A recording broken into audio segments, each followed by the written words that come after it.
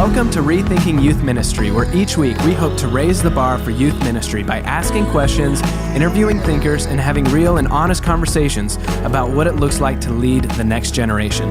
I'm CJ, and this week I'm joined by Ashley Bohentz. Hey. Tom Chef Shunas. Hey, everybody. Also known as Chef. And the one and only Mark Oestreicher. Hello. Also known as Marco. We have lots of nicknames on this podcast. Feeling left out. Right. You and me both, Ashley. We'll work on it. All right. You've got CJ. That's not a nickname, though. Oh. That's just my name. That's not how that works. Ashley, your nickname is Ashley. Thank you. Today on Rethinking Youth Ministry, we're going to talk about understanding teenage brains. Because let's face it, it's difficult to understand the teenage brain, and what's happening in a 13 or 14 or 15-year-old's mind is oftentimes confusing or mysterious, or we just don't understand. And the better we become at understanding their brains and how they work and what their thought patterns are like, I think the better we can meet them and reach them right where they're at. Would you agree, Marco? CJ, I think it's the second most important thing any youth worker can do to improve their effectiveness in youth ministry. Wow. Why do you say Absolutely. The first most important Right, that's what I was which gonna is say. my That's the pointer, first. right, is to develop your own relationship with Jesus. Without that, we're empty and we have nothing to give, right? So that our great youth ministry flows out of that.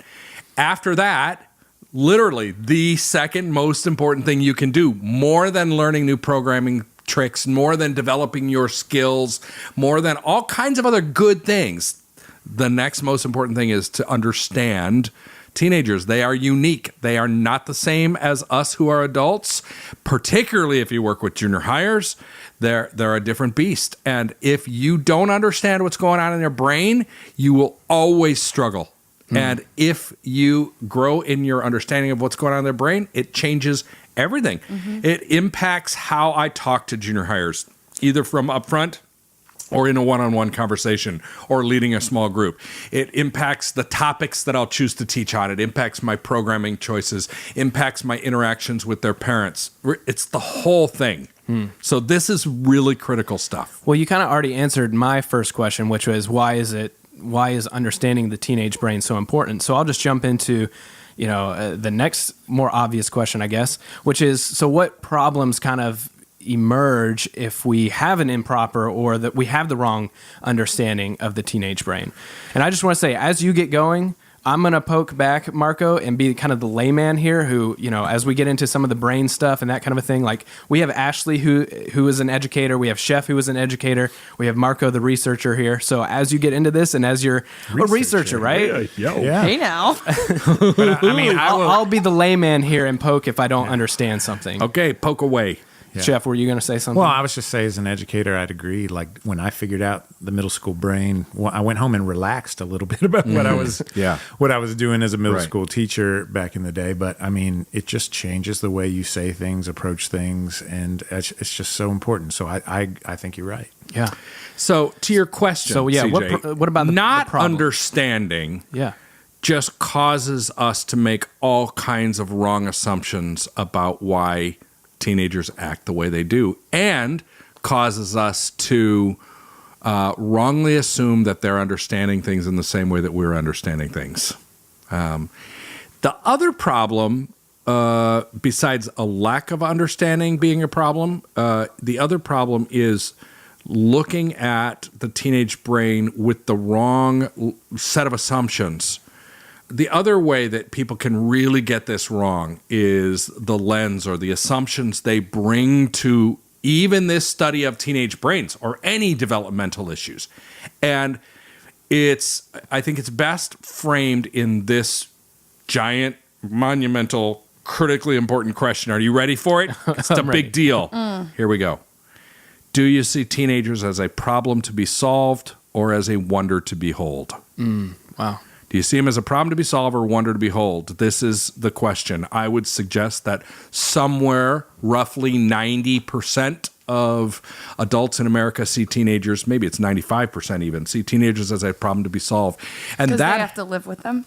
Because they have to live with them, but even if they don't, I mean, like the vast majority of Americans thinks if you listen to the podcast we did just before Christmas, when we talked about Stanley Hall and his portrayal of teenagers as a time of storm and stress with all these negative descriptors, that's how people view teenagers. They're broken. They're incapable. They're a mess. And here's the crazy thing. Even so many of our churches that should be the most hopeful places on earth see teenagers as a dysfunctional We have to fix them. abnormality. Exactly. That something's wrong during this. If we can just hold on until Right. that they finally emerge at some point as real humans. I had a senior pastor that I worked for once who talked about, I was a junior high pastor, and he talked about our junior hires as pre-people. And man, I almost heart. quit. It made me so angry. Yeah. And I was just kidding. And I'm like, yeah, behind your joke is a truth, and it's offensive, right? Yeah. But that's the way people view teenagers in many of our churches. If we can keep the teenagers occupied and interested just long enough that can emerge as real people, then maybe there's a hope for something to happen, right? So that's the problem to be solved perspective, that our justice system works on that. Most of our educational system works on that. I'm not dissing teachers. Praise God for teachers. But most of our educational system works on a problem to be solved perspective. And the majority of youth ministries and churches do also. But what if we saw teenagers as a wonder to behold, which is, I believe, how God sees them, right? And then when we're looking at things like new discoveries about brains, that how you approach this information makes all the difference in the world.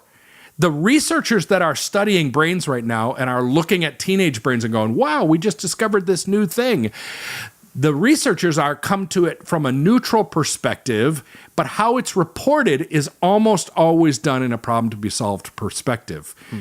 Those same findings can be reported in a wonder to behold. We're going to get to that because it really does make a difference. So, Chef Ashley, what as ministry leaders, Sounds like you're on a cooking show and your name is Chef Ashley. Ashley Chef. We'll start Chef Ashley. Yeah, Yes. you're right.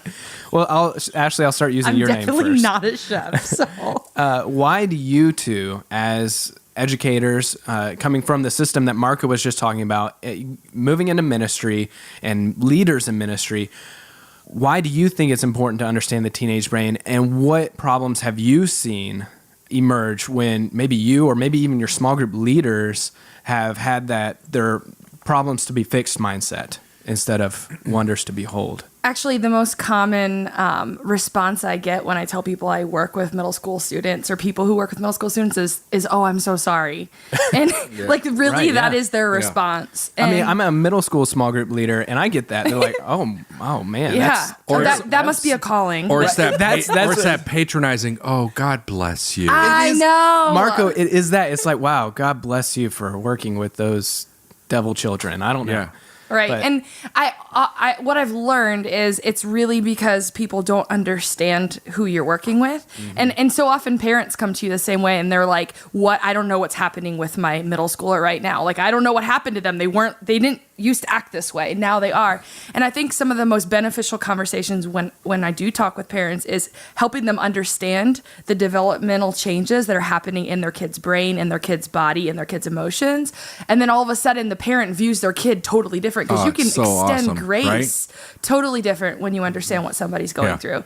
And Marco, something I was thinking about when you were talking is it's kind of similar to like our approach on mission trips, right? When you go into a place that you don't necessarily understand very well and you see issues that are happening and you, without figuring out what's really going on in their minds and in their brains and in their culture, you say, "Oh, it looks like they need us to build this or they need this."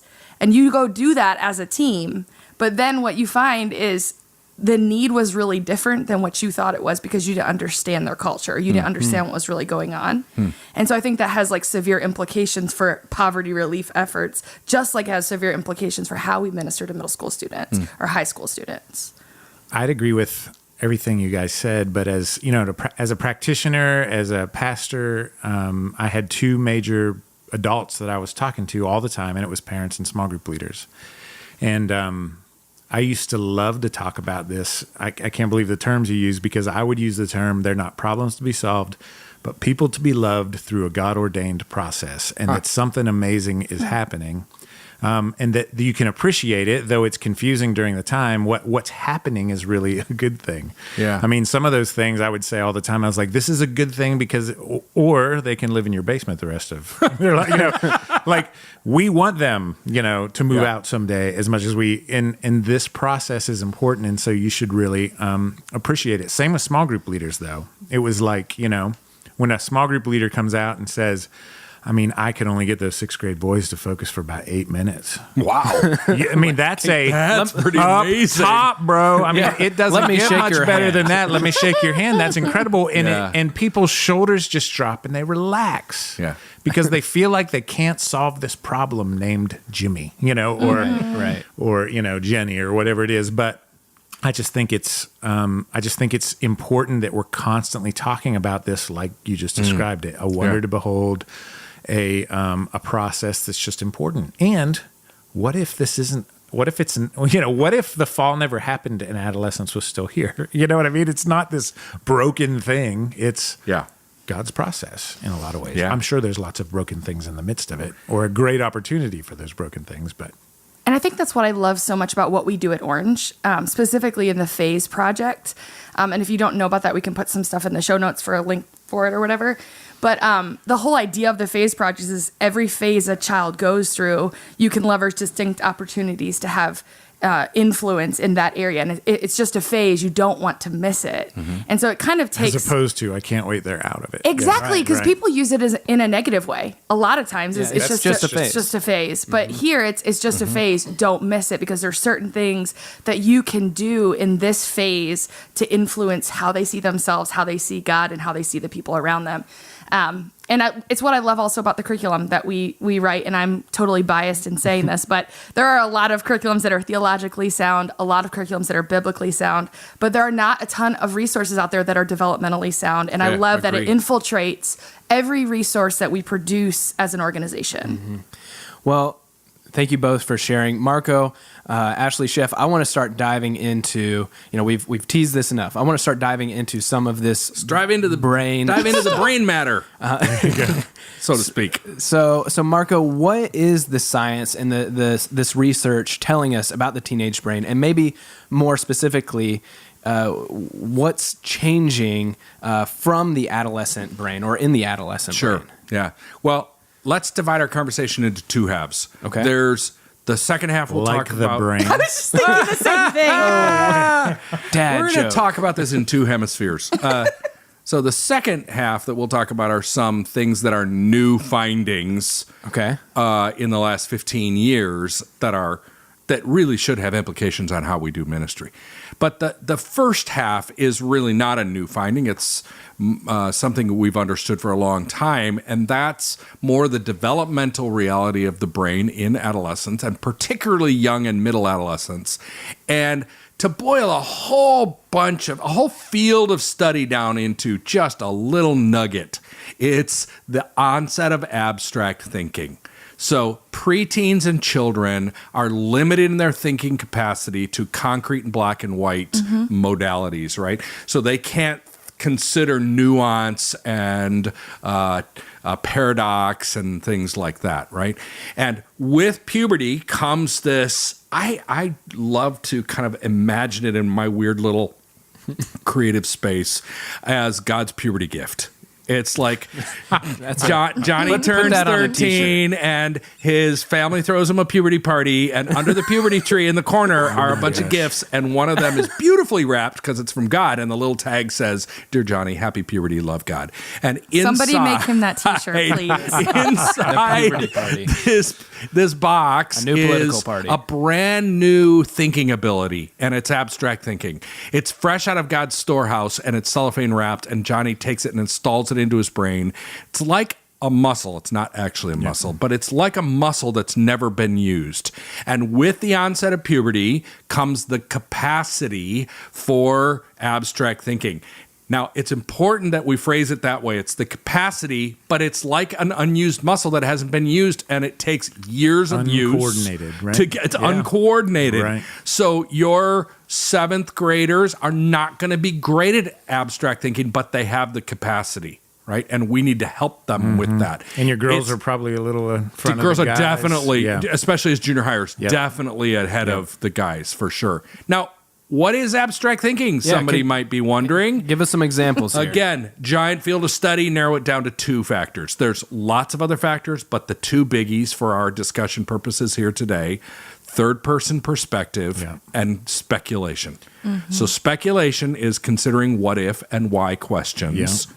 Boy, do you think that has any implications for faith development? Yeah, right. And third-person perspective is considering myself from somebody else's point of view, or someone else from somebody else's point of view, or even an idea from somebody else's point of view. This is the metacognition stuff, Wow, right? this is a big word. Well, it's the ability to observe Educator yourself chef thinking. over there.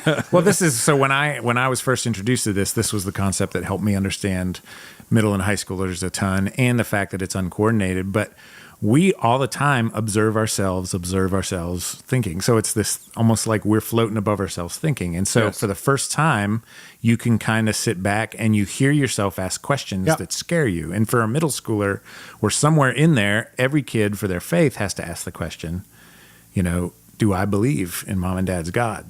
Which I think is huge. I hope I didn't steal thunder, No. but Not at I all. think that's a huge question that we can't be afraid of, because it's a bridge they've got to cross if they're going to have a mature faith as we send them off to Whereas college. to a 4th grader, Right. do I believe in mom and dad's God would make no sense. Not at all. Right. Because They don't know they can even wonder mom what's and dad's God is God. Yes. That's There's no Good. separation in that. It's good. Right. Yeah. I mean, if you're confused about this, let me give you a tangible illustration of Yeah. it. If you struggle with abstract thinking, we need a tangible example. Yeah, there you go. Put a 7-year-old girl in front of a mirror and ask her to describe herself, and you will get a rather literal description of what she sees and what she's been told about herself. Okay. Put a 16-year-old girl in front of a mirror and ask her to describe herself, and you get a very different kind of description that is primarily dominated by descriptions of her perception of what she thinks people think of her. Wow. Colored with some of the other stuff too, but it's primarily about what she thinks other people think of her. That's speculation and third-person perspective. Now, put that into faith development, because it's giant implications. We could talk about all kinds of stuff, right? Because abstract thinking is the reason why teenagers are going through so many changes. It's why they're going through emotional changes. It's why they're going through relational changes, because friendship changed because of this. It's why they're individuating and separating from their parents in faith and every other area. But let's focus just for a second on faith development before we move on. Okay. Because they have had this inherited faith, whatever it is, Christianity, non-faith, whatever, and now they're moving into a time where they're becoming their own self, and they have these new thinking abilities. And I think of it like this. Little Johnny, the guy who had the puberty party, right? He's a good kid. He grew up in your church. He's a good kid. Yeah, he's really happy. He got awesome puberty gifts. And, I don't know what that means, and I don't want to know. Or just let that ride. don't think about it too much. So Johnny, as a preteen, he built up these walls of conclusion. Preteens are the most concluded people on earth. They have everything resolved. It's simplistic and black and white, and even often naive and wrong, but they think they understand everything, right? And picture it like a giant sea cliff, like the cliffs of Dover. So giant wall made of something porous, like sandstone or chalk. Okay. Now, Johnny's going through life with these conclusions that he's confident on, and they're working for him.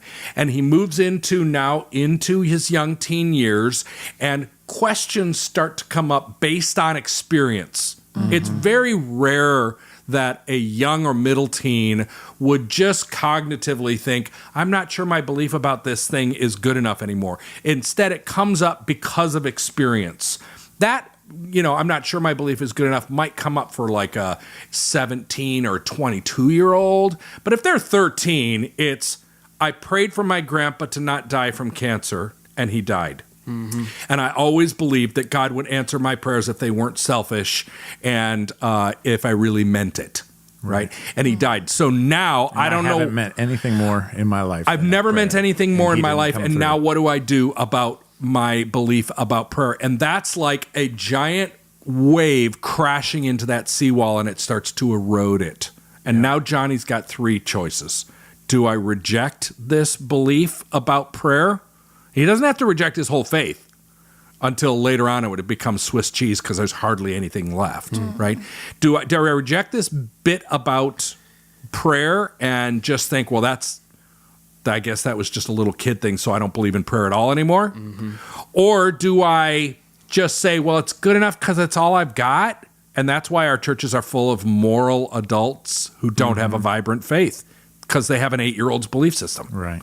Or do I find some way to replace it with something better? And doing so for a young teen almost always requires an adult to come alongside them because this is almost always happening at a subconscious level. So they need an adult like you and I to come alongside them, help them raise that question to a conscious level, talk about it, process it together, and then find a better replacement. So is that the more or less, if I'm a youth leader I'm personally a small group leader, so I'm trying to think of the implications of this abstract thinking. Is that the implication there? Some of the implications is just making sure that they're understanding things the way that you think you're communicating them, right? I had a friend who was speaking at a camp and was talking about taking a leap of faith, and she realized in the middle of her talk that kids probably thought she literally meant taking a jump, and she decided, I need to concretize this abstract idea.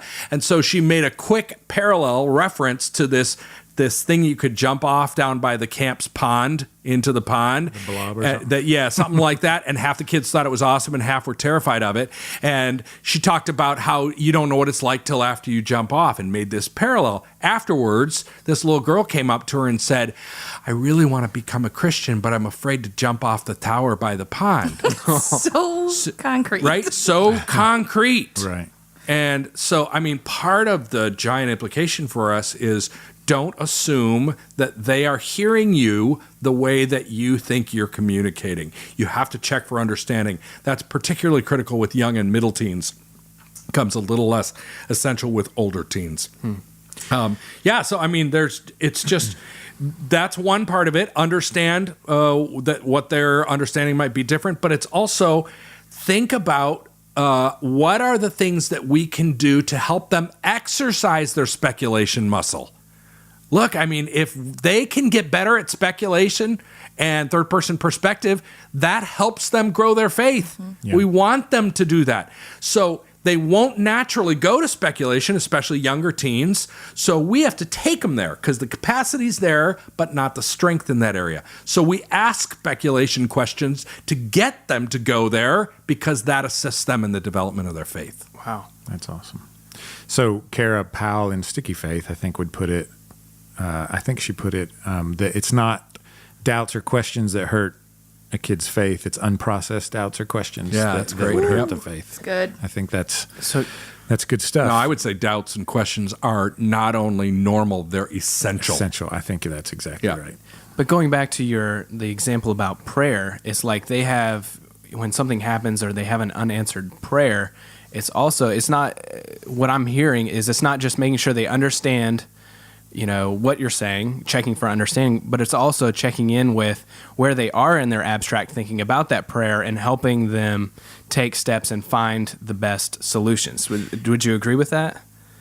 Yeah, and not just solutions, but beliefs. Right. Yeah. Right? And if your individual, let's say, pieces of belief, the components of your belief, if aspects of that aren't sustainable now that you are 14 or 16 and that you're still holding on to a child's belief, a simplistic black and white concrete belief, then let's find something more robust, abstract, and complex that we can replace that with. Remember, Jesus praised childlike faith, not childish faith. Wow, that's great. Tweet that's that. Really good. Yeah. No, that is so good. Boom. One of the things I was thinking about, CJ, with one of the options that God didn't answer my prayer is I still believe in him, but he just doesn't love me. Oh, yeah. And that's something that That's, don't assume a kid knows they're awesome. Don't assume a kid knows they're loved. But that's what I was getting at is they're having some of those, they're maybe for the first time having some of those abstract thoughts. Yes. And it's helping them bring those to the surface and then helping them process that and figure some of those things out and not just let those lie. You're not weird to think that way. Right. That is, but let's talk about those things and then really Chef, I don't want to assume that you know you're loved. I want you to know that you're loved. Guys, this podcast is having a moment right now. You too, Ashley, CJ, and you, but dear who's loved listener. more is all I want to know. So, Marco, in addition to the abstract thinking that we've been talking about, I hear there's some cutting edge research that Ashley heard about at the middle school ministry conference a few months ago. Do you mind jumping into some of that kind of more new research? I sure don't mind because I'm excited about this stuff. I love talking about this. I kept getting text messages during this talk because I wasn't able to be there this time. It was so good. I'm so excited you're here to share with everyone. Awesome. Well, I want to quickly tell you about 3 newish discoveries. There's hundreds of them, right? But I want to tell you about the 3 that I think have big implications for youth ministries from the last 15 years. Now, why are there new discoveries suddenly about teenage brains?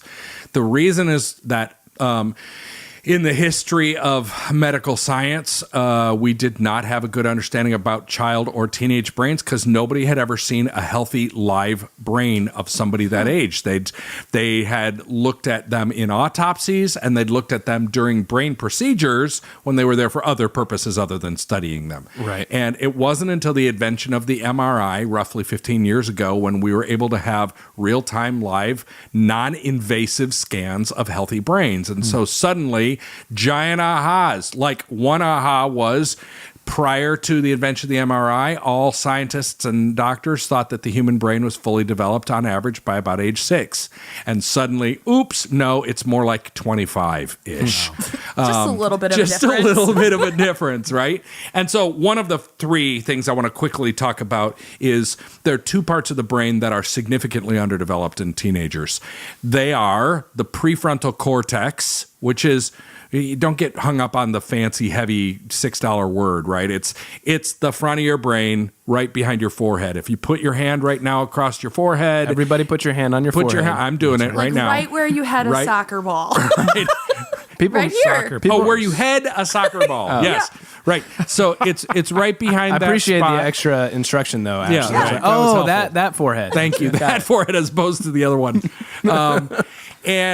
So right behind there is your prefrontal cortex. It's 2 halves, of course, because the brain has 2 hemispheres. That part of the brain is underdeveloped, as are your temporal lobes, which are on the side of your head right behind your temples, if you want to massage those temporarily, which is not where you had a soccer ball. This is getting stranger. Right? Yes, I'm rubbing the sides of my head right now. Now, prefrontal cortex, responsible for some pretty important stuff. It's the brain's CEO or the executive office, responsible for things like impulse control, prioritization, wisdom, decision making. I mean, these are empathy. These are really, really important things. They're what separate us from other animals. But the reality is teenagers struggle with this because they have an underdeveloped prefrontal cortex. Now, listen, back at the beginning of this podcast, we talked about, do you see teenagers as a problem to be solved or as a wonder to behold? Mm-hmm. If you see them as a problem to be solved and you find, they have an underdeveloped prefrontal cortex, it's hard for men to make good decisions or control their impulses or evaluate risk. Then you say, see, what we always knew, teenagers are broken. We should put them in a box and treat them as children, a process called infantilization, and protect them because really they're incapable. And that's why adolescence is now a 20-year journey, because we as a culture have treated them for children for so long, removed responsibility and expectation, and they don't know how to become adults. Right? So the other opportunity is to say, what if we see this underdevelopment of the prefrontal cortex as a wonder to behold? Yeah. Ooh, now things get good. Well, now you understand that they can't be fixed at, age 12, 13, 14, but 15. They can be grown or developed. Yeah, right? even more. What is the gift of God's creation that these wonderful people might bring our churches? Okay, instead of they are not good at evaluating risk. How about if we think of that as they're awesome at taking risks, Right. that we wouldn't take. Our churches need that. Instead of they take way too many risks, and they're not good at decision making, and they're emotionally volatile. How about if we think of that as this reality that they're passionate? Right? So instead of they're broken, no, they are great at taking risks, and they're given to passion. Our churches need that. This is, I would suggest, part of God's design for the body of Christ expressed in the church. We need teenagers. Wow. So that's prefrontal cortex. By the way, I mentioned temporal lobes. That's processing emotions. It's also really difficult. So have some patience for particularly your guys. The temporal lobes are really underdeveloped in boys, more so than in girls. For life or hey now, easy.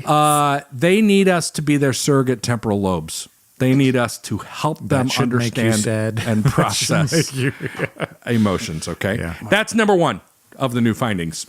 Second one I want to talk about briefly. Ready for some really big words? Neuron proliferation and winnowing. That sounds like crazy stuff. After me. Yes. I'm going to explain it really quickly. Here's the deal. MRIs taught us this. In the 2 years leading up to the onset of puberty, the brain goes into a growth frenzy and grows millions of additional neurons. Now, the brain has billions of neurons in it, but during that 2 years prior to puberty, in the preteen years, millions of additional neurons get grown. Neurons are the electrical wiring of the brain. It's how information moves around. Bundled together, we refer to them as neural pathways. Okay? It's the information superhighways of the brain.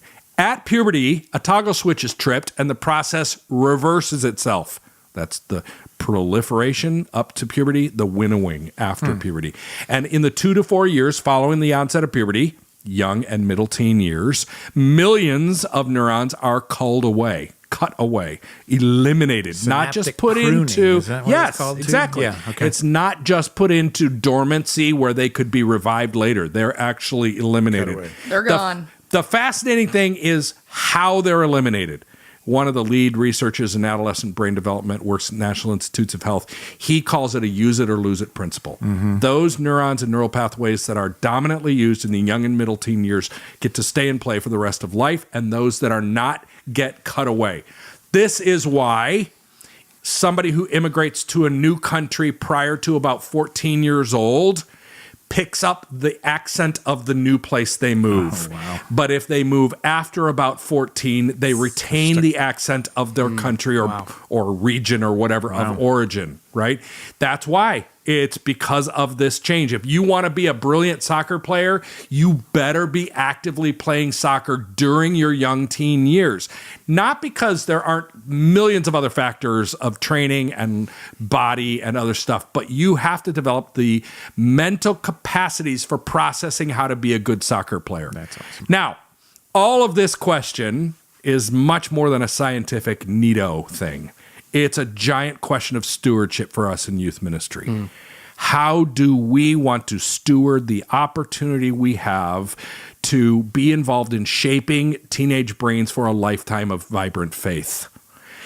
And I would suggest to you, if your focus is cramming young teens' brains full of correct answers, you are wiring their brains to only be able to repeat back information that they've been fed. Wow. Instead, what if we prioritized, what if we stewarded this opportunity by thinking, how can we help them in their young and middle teen years develop the process of responding to tough questions and seeking truth for themselves and a whole bunch of other things like that. That will set them up for a lifetime of faith. So instead of giving them just information and loads of information, basically helping them learn to do that learn the rest to learn of their lives. Learn to see Jesus, learn to understand how to interpret an experience of Jesus, learn how to discern so many of these other things like this. Yeah.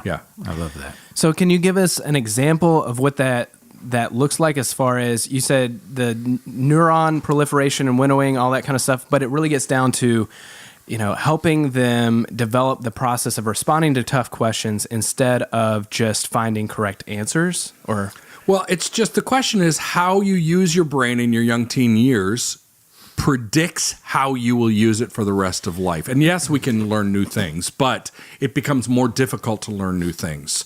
And so how we use our brain in the practice of faith during the young teen years, that's what gets hardwired. We've got to look at the brain more than just a storage place, because it's not just information that's up there. It's skill sets and how you think and all that. Yes. And there's like a certain time frame where it's it is elevated. our stewardship. Yeah, here's a simple, let me boil it down into this simple comparison, CJ. yeah. Would you rather in the young teen years have teenagers learn the right belief on a certain thing or how to process doubt about a certain thing? I would suggest how to process doubt about a certain thing has an extremely exponentially higher value than how to learn the right answer about a thing during those years. I'm not anti-right answer. Yeah. I'm all for right answers, right? Yeah. It's just what's the priority in the young and middle teen years, and it has to be more about processes than data storage. All right, I'm going to queue up on a question I know you are just going to destroy. You ready? I'm ready. I'm a high school pastor who has middle school as part of my responsibility, and I don't love it, so I just kind of put them on a shelf and wait till they get to high school. Yeah, that's like a lot of high school pastors. Right. Well, that's welcome to the church. Right? I understand it. So I am not that person, but I understand. no, well, I know it. you love middle school, so we can't do that. Is my point, I guess. You know what? If you wait until they're about 16, you've waited too long. It's yeah.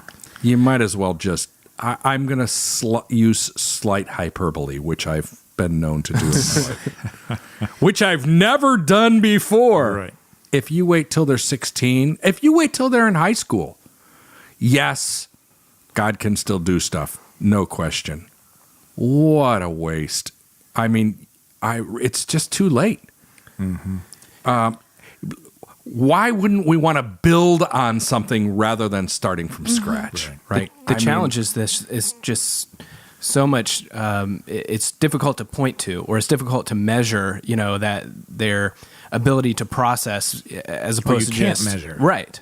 Yeah. Let's just say that. Yeah, and the reality metric is black with hole. so many changes in culture and how adolescence has pushed younger and younger, both physiologically and culturally. Junior high is the make or break time, man. By the time they're in high school, they've already made major decisions about who they are. And it's really the kind of thing, or not only, but they really best learn some of those things in one-on-one relationship with someone that can help them process or find some of the best conclusions, as opposed to a lot of correct answers you can teach from a stage. A lot of the processes that you're talking about happens in the context of a small group. Would you agree with that, Marco, or no? Yes. I would say let's say in smaller settings, because I don't want people to get locked into the thinking that it has to be a small group program. Fair. Right? Mm-hmm. Or just a one-on-one. Mm-hmm. But it does happen in dialogue. So where's the context where dialogue happens? Speaking of that, I mean, there's been great research. This is not necessarily brain development stuff, but there's been great research in the last 10 years, primarily led by Amanda Drury, who's got a PhD from Princeton and teaches at Indiana Wesleyan now, that very conclusively proves we've got to get teenagers verbalizing what they believe. It's more important for their long-term faith development than them getting everything right at this point. So much so that I've taken to saying for junior hires, the verbalization of belief is more important than the accuracy of the belief. That's great. You know what's interesting is one of the most common questions we get about the XP3 curriculum, specifically about the small group guides we provide, are the kinds of questions we ask in small group. We have a lot of people who ask, like, why don't you ask questions about specific scripture verses? Or why don't you have recall questions about what they just learned from the stage?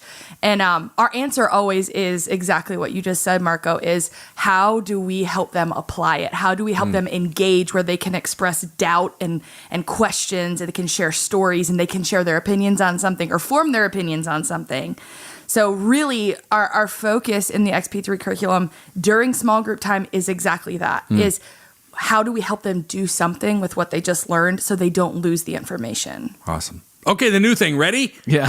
Oh my gosh, I'm so excited about this. That is the best transition we've ever had on this podcast, Marco. Got to get to the most important, right? The newest stuff. Oh gosh. This is the stuff I was texting you about right now. right. Drum All right. roll. Go for Okay. it. So this is my new discovery. That doesn't mean that it is. No, it's fairly new discovery. Okay, sometime in the last 2 years. So we talked about the prefrontal cortex, right? That's this part in the front of your brains where you hit soccer balls. Exactly. Or something like that. I did a lot during my adolescence, people. I did not. Yes. So that's the front. And remember, that's logic and rational thought. Now, there's another part of the brain that you may have heard of. It's called the amygdala. Okay. Amygdala. Amygdala. And it's a little tiny almond-shaped thing down at the base of your brain, right by the brain stem, okay? And the amygdala literally looks about like an almond in size and shape. The amygdala is the fear center of your brain. And it's like a super basic, primitive part of your brain. And when it fires up and you're super afraid and being controlled by fear, it overrides your prefrontal cortex and you can't think logically. That makes sense to us, right? We've all experienced that. I know I shouldn't be afraid of the sound in the other room, but I just can't seem to get past it because I'm experiencing this great fear. That's because your amygdala is overriding your prefrontal cortex. Now, I kind of knew both of those. The new part that I've just learned about is called the anterior cingulate. Anterior as opposed to posterior, which means behind. Anterior means forward. And the anterior cingulate is right behind the prefrontal cortex, and it acts as a buffer between the two, almost like a fulcrum. If you've got like a teeter-totter or a seesaw, depending on what part of the country you grew up in, you got fear on one side, logic on the other side. The little teeter-totter part in the middle is the anterior cingulate, offering balance between those two. But here's where the new discoveries about this thing really have giant implications for faith development. So the anterior cingulate, when it's highly developed and functioning well, is what allows us to understand a God who is compassionate and personal. If you have, let me say it again, if you have a developed anterior cingulate, it allows you to understand God as compassionate and personal, and then to start to have compassion on individual other people because you've also exercised the ability to understand other, okay? Now, take those three for a second. Which of those is highly developed for you has giant implications for what your faith is like. If you have a faith ruled by your amygdala, it will be a fear-based faith, probably given to legalism, trying to appease a wrathful and angry God, right? If you have a faith that is dominated by your prefrontal cortex, then you have a logical, rational faith, or a lack of it. A lot of atheists would have a faith that is primarily ruled by their prefrontal cortex. Right. If you want a thriving, vibrant faith that understands a God who knows me and loves me and wants my best, and a faith that fuels me to notice other people's needs, you need a highly developed anterior cingulate.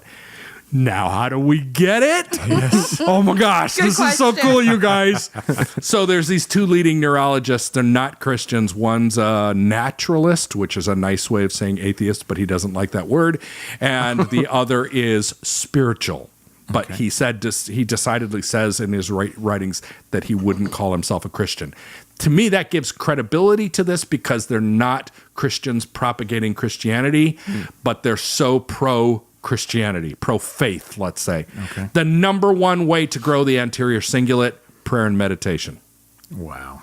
One of the many studies they did, they took a controlled group of people who'd never experienced any prayer or meditation, got them to agree to 8 to 10 minutes a day, 6 days a week, and found that within 2 months, there was a 50% increase in the functionality of the anterior cingulate. And that change was a permanent change.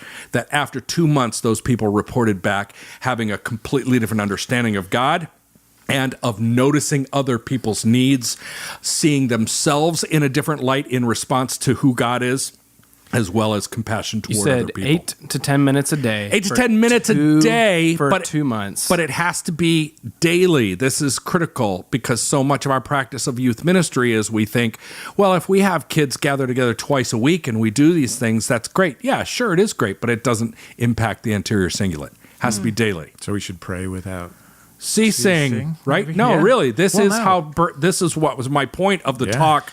Thanks for stealing my thunder, Sorry. Chef. Well, this is my you're such the a good point of teacher. my talk at the conference that Ashley was referring to is that when I was reading about this, I was realizing we've all told our teenagers so many times, yes, prayer changes God, but you need to understand that prayer changes you. This is how prayer changes us. Wow. Quite literally. Now, wait, there's more. Ha-ha! There's Ginsu knives. No. The second biggest way to impact the anterior cingulate, and it's a big drop from first to second, but it's faith-based singing. Really? Yeah. I didn't see that coming. So, and the researchers said you can't just think about a song or hear a song. You actually have to intone it.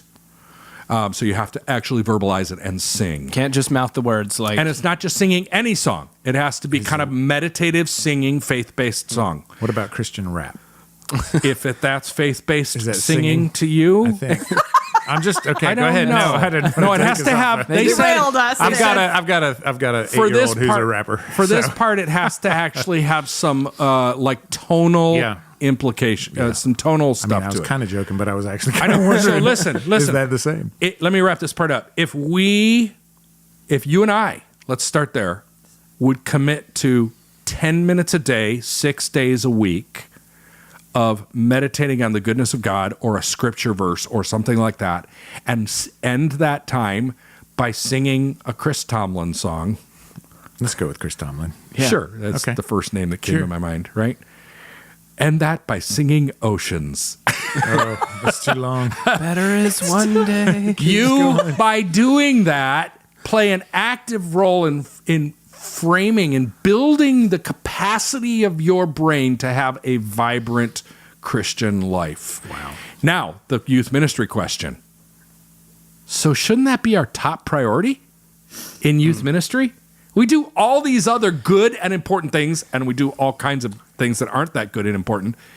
But if that sets somebody up for a lifetime of thriving faith, shouldn't somehow figuring out how we can coach teenagers toward the end of a daily practice of meditation and singing, what could be more important? I think you and I need to become anterior cingulate superheroes and help teenagers develop that part of our brain and lead the way by doing it ourselves too. Wow. Amen. There it is. It's almost like we focus so much on the part of the brain that is focused on the correct answers and all of that kind of a thing, or the neuron proliferation that you were talking about, and we neglect the anterior cingulate that really builds and helps drive the core of our faith. Yeah. I'm sitting here, and I know this is the second time I've heard you talk about it, Marco, but I feel like super overwhelmed in the best kind of way, because you like get just a glimpse into who God is and like how he created us. Yeah, this isn't like, we don't have to like think of this as like just natural stuff that isn't of God. God made this stuff. It's so awesome. Yeah. And to see how he had planned for it all to work together is really cool. Super, super cool. But if we understand what I'm getting out of this is you've taken us through a bunch of different aspects of the brain. If we can get into the process of developing and responding to the tough questions instead of just finding the correct answers, and if we can start investing in the anterior cingulate instead of just ignoring it and say, hey, I hope you're praying, I hope you're praying, or, whatever, then all of a sudden now we have a more comprehensive student ministry or a comprehensive faith-building environment. Does that make sense? I know I'm kind of all over the place. No, that's good. I mean, to kind of talk about what we've talked about, help teenagers speculate and exercise their third-person perspective, right? That exercising of their abstract thinking capacity that's a little bit dormant, that will fast forward their faith development. Yeah. Right? And then things like help them process doubts and questions and figure out how to seek truth themselves. That's connects with this neuron proliferation and winnowing, right? Stuff that we talked about. Understand their need for their natural God-given proclivity for passion and risk-taking. And how can we channel that in a way that serves their best interest, serves the kingdom, serves our churches well, rather than seeing them as broken and incapable. And that's why understanding the teenage brain, the adolescent brain, is so important, because it matters and because we can do something about it and we can take advantage of the season or the phase that they're in. Marco, thank you so much for joining us for this conversation. It was a little over my head, pun intended. You did, because I thought about that a second ago. But that was really, really great. And if you want to find out more about some of this information, Marco, can you tell us if you've written some of this down, or the best book to check out if we want to learn more about some of this brain science? I've written about adolescent brain development in a few books. I wrote a book called Middle School Ministry with Scott Rubin, and the first half of that book covers this ground. And then I repurposed that for parents. It's called Understanding Your Young Teen, that covers adolescent brain development, specifically junior hires. And then I wrote a book called A Parent's Guide to Understanding Teenage Brains that covers this in a super short amount of space. And then one more called A Volunteer Youth Worker's Guide to Understanding Today's Teenagers. So that's all awesome. those. That's more the abstract thinking and its implications. Right? Yeah. I will say, if you're fascinated by the Anterior Cingulate stuff, the book you need to read is called How God Changes Your Brain. Wow. Okay. Well, we are going to bundle all those books that you just mentioned. We'll have them in the show notes, but we are going to do a little giveaway, a little contest on our XP3 Students Instagram. So if you want to check out all of those books, you can get links to them in the show notes. But if you want to get copies of all of those for free, go ahead and follow us on Instagram at XP3 Students, and you'll get all the details on how you can win that bundle of books. And for more from Marco, you can check out theyouthcartel.com or visit his website, whyismarco, whyismarco.com. That's his blog, and you can get links to all of his social media there. Well, thank you three for joining us for this conversation, and thank you for listening to the Rethinking Youth Ministry podcast. If you enjoyed today's episode, we would love for you to subscribe to the podcast through your Apple Podcasts app. And while you're there, we would love for you to leave us a review. Let us know how we're doing, and let us know what we can do to make this podcast better. And finally, for more great resources, for a link to all of the books that Marco mentioned, visit our website, rethinkingym.org. That's where you'll find all of this stuff nice and neatly compiled for you. And until next time, I'm CJ. I'm Ashley. I'm Chef. I'm Marco. And thank you for listening.